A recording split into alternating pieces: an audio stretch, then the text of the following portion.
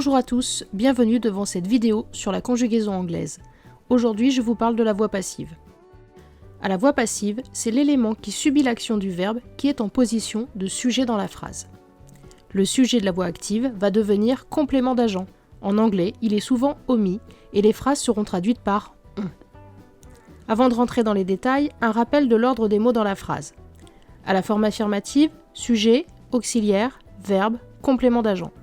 À la forme négative, sujet, auxiliaire qui va porter la négation, verbe, complément d'agent.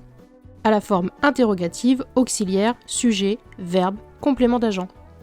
Les contractions habituelles de be sont possibles à la voix passive.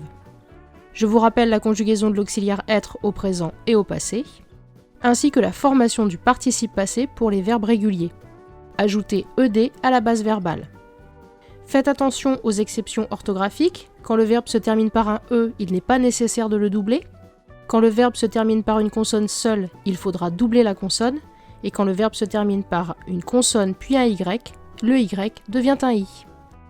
Quelques exemples pour la voix passive au présent avec des verbes réguliers. Notez que je n'ai pas mis de complément d'agent à chaque fois. Quelques exemples de la voix passive au passé, avec cette fois-ci des verbes irréguliers. Vous aurez remarqué la petite étoile. Donc je retiens pour be suivi du participe passé, il forme la voix passive, il traduit souvent une formule on, et il peut être suivi d'un complément d'agent qu'on trouve après by. Voilà qui conclut cette vidéo sur la voix passive, merci pour votre attention et à bientôt pour une nouvelle vidéo.